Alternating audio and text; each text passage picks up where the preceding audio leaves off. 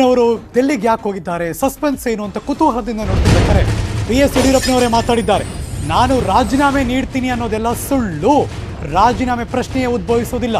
ದೆಹಲಿಯಲ್ಲಿ ಮುಖ್ಯಮಂತ್ರಿ ಯಡಿಯೂರಪ್ಪನವರ ಹೇಳಿಕೆ. ಹಾಗೇನೆ ಬರೀ ಈ ಸರಿ ಮಾತ್ರ ಅಲ್ಲ, ಮುಂದಿನ ತಿಂಗಳು ಮತ್ತೆ ದೆಹಲಿಗೆ ಬರ್ತೀನಿ ಅಂದರು BS ಯಡಿಯೂರಪ್ಪನವರು.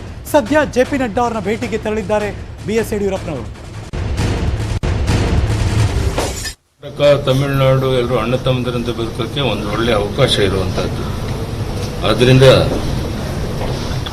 ಈ ಮೇಕೆದಾಟು ಯೋಜನೆಗೆ ಅಗತ್ಯ ಅನುಮತಿಯನ್ನು ನಾನು ಪಡ್ಕೊತೇನೆ. 100ಕ್ಕೆ 100 ಇದರಿಂದ ಅವರು ಯಾವುದೇ ಪಕ್ಕದ ರಾಜ್ಯಗಳಿಗೆ ತೊಂದರೆ ಇಲ್ಲದೇ ಇರೋದ್ರಿಂದ ಇದಕ್ಕೆ ಅವಕಾಶ ಮಾಡಿಕೊಡೋಕ್ಕೆ ನಾನು ಸಂಬಂಧಪಟ್ಟ ಸಚಿವರಲ್ಲೂ ಮಾತನಾಡ್ತೇನೆ. ಅದಕ್ಕೆ ಬೇಕಾದಂಥ ಎಲ್ಲ ಅನುಮತಿಯನ್ನು ಪಡಿತೇನೆ. ಯಾವುದೇ ರೀತಿಯ ಗೊಂದಲಗಳಿಲ್ಲ. ಮತ್ತೆ ನಡ್ಡಾವ್ರನ್ನ ಭೇಟಿ ಮಾಡ್ತೇನೆ, ರಾಜನಾಥ್ ಸಿಂಗ್ ಭೇಟಿ ಮಾಡ್ತೇನೆ, ಅಮಿತ್ ಶಾ ಅವರು ಭೇಟಿ ಮಾಡ್ತೇನೆ.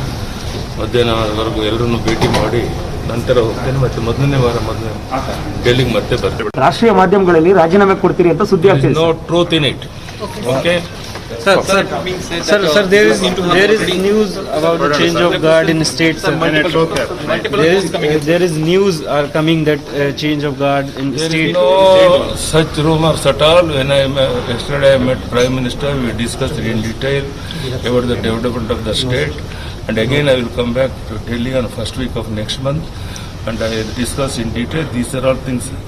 There is no value for that news. So as of now, you have not resigned, sir. Not at all. Thank you. Thank you, sir. Thank you. ಇಲ್ಲಿಗೆ